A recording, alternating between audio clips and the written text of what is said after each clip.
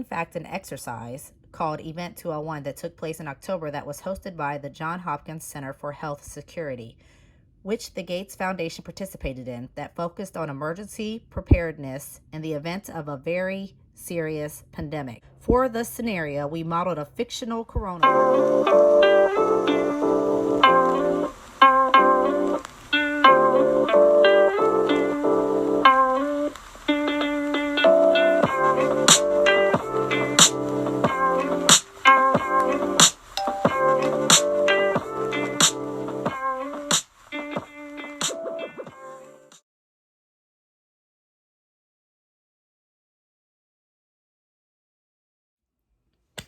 Buenos dias. Okay, so I just want to touch on a few things from yesterday's video. And then I'm going to talk about this book right here, The Nourishing Body Temple by Simone. So, I was talking about yesterday, the sum of the whole matter was, when I'm fasting, I'm just so much clearer, right? After the first 24 hours, it's just so much clearer in my mind than what I want to actually articulate, okay? So the point I'm trying to get across is, yes, common sense. Always wash your hands and don't touch your face, period. I get all that. I'm not saying people aren't sick. As even Edgar Cayce said, a acidic body is a sick body anyway.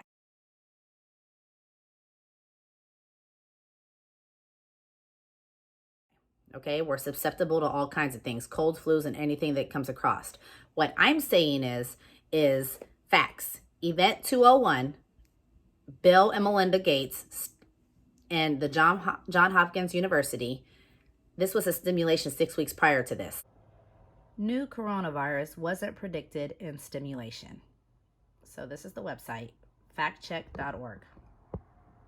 Okay, this is just one of many. It goes through a quick take, the full story.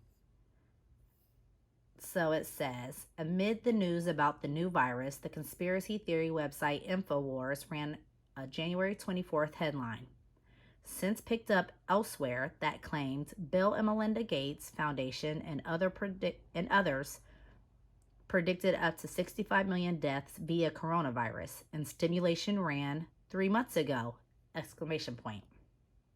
Okay? Now, right here is where I'm looking at. There was, in fact, an exercise called Event 201 that took place in October that was hosted by the Johns Hopkins Center for Health Security. Right here is where I'm looking at. There was, in fact, an exercise called Event 201 that took place in October that was hosted by the Johns Hopkins Center for Health Security, which the Gates Foundation participated in, that focused on emergency preparedness in the event of a very severe pandemic. But it didn't deal with 2019 NCOV, and it didn't make real-life predictions about death tolls. To be clear, for the scenario, we modeled a fictional coronavirus pandemic, but we explicitly stated that it was not a prediction, the center said in a statement. Instead, the exercise served to highlight preparedness and response challenges that would likely arise in a very severe pandemic. We are not now predicting that the NCOV-219 outbreak will kill 65 million people. Although our tabletop exercise included a mock novel coronavirus. Although our tabletop exercises included a mock novel coronavirus, the inputs we used for modeling the potential impact of that fictional virus are not similar to the NCOV-2019. So this states that InfoWars started running topics about this January 24th. It said, and stimulations ran 3 months ago. So November, December, January. Yep, just like all the other information I read. So anyway, here's a full story, and you can get this at one story, factcheck.org. Okay? If it looks like a duck and walks like a duck and quacks like a duck, I usually think it's a duck. Okay? So I'm just going off of what I've already came across. That was fact 1. Fact 2, a radiation physicist has found a lot of information that, like, for instance, the Epstein-Barr virus can be activated by 15 hertz, which is an extremely low frequency. Oxygen can be activated at 60 gigahertz and interferes with oxygen absorption, and that's being used in China with the 5G and was rolled out shortly before this disease. And the point is that a lot of the symptoms of the flu can be also from radiation, 5G especially, which goes from 6 gigahertz to 300 gigahertz. And I'm just wondering if you've researched that, because a lot of us are concerned that in general, the densification of radiation that we're seeing with 5G is going to make a lot of people sick and will also interfere with the body's ability to fight viruses. And may actually activate viruses which are within vaccines. So, gave the exact symptoms. I watched 7 hours about radiation physicists and their meetings, and like you can watch Congress, you can watch radiation physicists too, and different components of those departments. If you do any research in radiation physicists and just listen to what they have to say, you will understand that the same flu-like symptoms comes from radiation sickness. A lot of people can't get through that. They get very ill, and death is a possibility, okay? So why I bring that up is if things are going from, well, they already are turning into 5G as we, which goes from 6 gigahertz to 300 gigahertz. We can barely digest now, because as our Wi-Fi and as our internet is right now, seedings won't even sprout 7 feet from a phone. That's a lot of radiation. I think we all would agree here. So that's why I mentioned I think everybody should look into grounding pads. I've been making them forever. You can buy them even, I've seen. A grounding pad I learned from a guy in Hawaii. You can use the mesh you get at any Home Depot, or you can use stainless steel, and that's even better with duct tape and a grounding prong, and it goes with like a little wire. You can even use stereo wire I've used before, okay? So that will help tremendously with the body. It's all about the body and solutions here, okay? I might come across blunt and harsh, but I just want to make sure you're hearing, because listening and hearing is 2 different things. So I wanted to touch on Event 201. That's a fact. I wanted to touch on the 100,000 towers that went up in Wuhan, China. That's a fact. In that surrounding radius in Wuhan. Okay, so those are all real things. You will never be able to fight radiation from 5G. It's going to be everywhere. And then it's going to 6G, I even heard. Okay, so all I want people to do is, yes, people are sick all the time. They're acidic. If you are alkaline, you cannot get sick. Hence a sniffle or anything, okay? So I'm just trying to share these things. So I dug up this book off my shelf, because you know I want to redo my shelves. Edgar Cayce is always a go-to. Why? I said he only did 12,000 predictions, but I think he's closer to 14,000, maybe 640 or 260, something like that.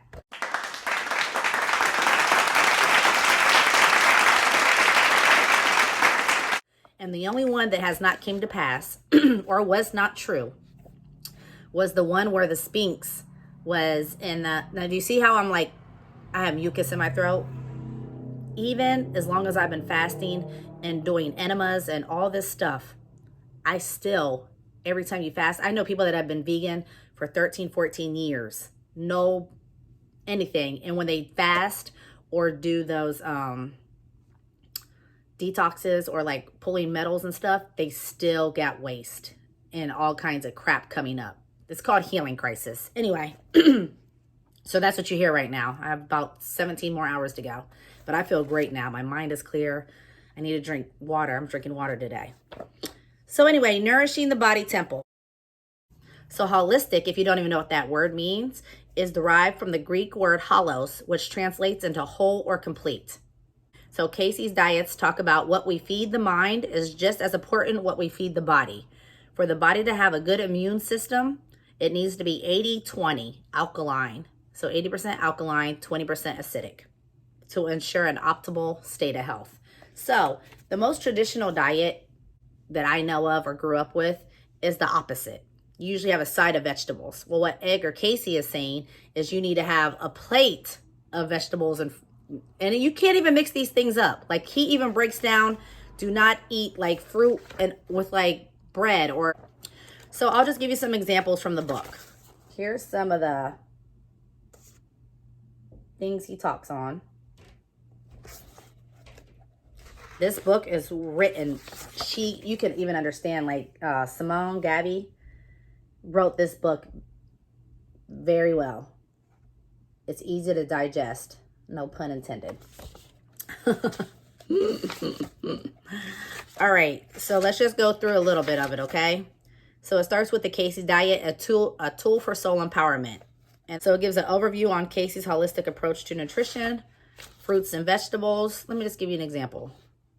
The types of vegetables most often mentioned in the readings are those belonging to the green leafy and yellow or orange varieties.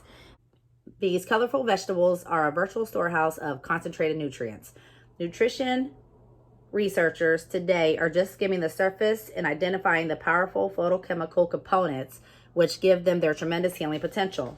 Green veggies owe their color to chlorophyll, an effective detoxifying and anti-inflammatory agent. Chlorophyll is also one of the best natural sources of magnesium, an important element in the utilization of calcium in the body. One meal each day, preferably the noon meal, should be based on fresh and raw vegetables such as leaf lettuce, carrots, celery, peppers, radishes. It's so funny because I did read, let me see. I will say the meats and fish Edgar Casey usually discusses is fish, fowl, and lamb. Eggs, preferably soft-boiled, are often recommended for the breakfast meal. In many cases, Casey preferred that only the yolk be eaten since egg whites are difficult to digest. Egg yolks, particularly those from eggs laid by grain-fed, range-free hens, contain valuable nutrients including protein, vitamin A, B, D, and E. Anyway, so let's go on. It goes into water, carbonated drinks, alcoholic drinks, seasonings, and sweeteners. Let me get to this one part about building immunity, the 80% solution. Let's see. All right, it says susceptible to colds. Some people seem to be walking magnets for colds, catching every cold and flu virus they come in contact with. A lot of the symptoms of the flu can be also from radiation, 5G especially. Others manage to sail through the so-called cold season without so much as a sniffle. What is it that makes one person more susceptible to colds than another? The question is as interesting today as it was in Casey's time. When asked, what causes colds, can you give me a formula or method of preventing them or curing them? Casey's response was clear and simple. Keep the body alkaline! ! Cold germs do not live in an alkaline system. They do breed in any acidic or excess of acids of any character left in the system. So up here it says, excess acidity in the body interferes with cellular metabolism, decreases lymphatic function, and slows down energy production. Metabolic and digestive enzyme function is disrupted, impairing digestive and allowing toxins to accumulate. As a result, the body becomes less resistant to colds, infections, and chronic diseases. The symptoms of the flu can be also from radiation. Here's even a little list. This is from actual Casey Edgar's papers, and she posted this in 1999. Balance is key. Acid forming. So when I'm giving you those, just like little, this book is great, especially if you have children. The psychology and spiritual influences. Self-test for alkalinity. A note on stomach hyperacidity. The healing power of enzymes in raw and sprouted food.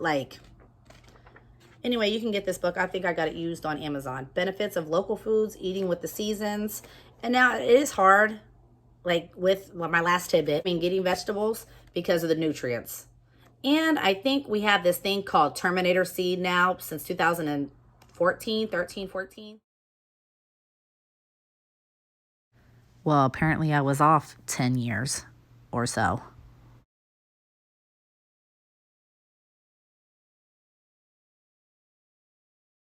So it's a Terminator seed. It's only good for one crop.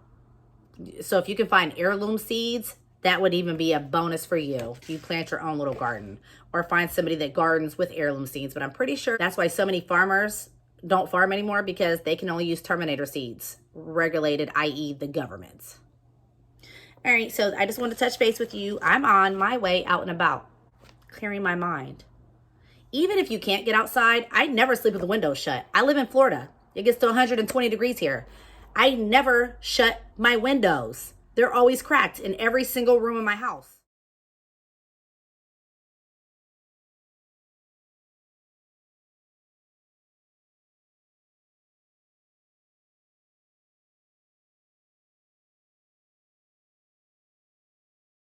It's been like that for years.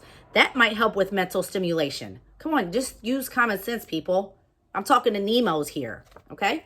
So keep your windows cracked. You don't have to shut them. I live in Florida. It's hot as heck. My bill's still the same, regardless. Another thing, if you are stuck in your apartment or your house, open your doors. I sit outside my door in a chair if I can't go to a park or something. And by can't, I mean I don't feel like driving. Okay? So there's always a way. That comes back in with the make lemonade out of lemons. Have a good one.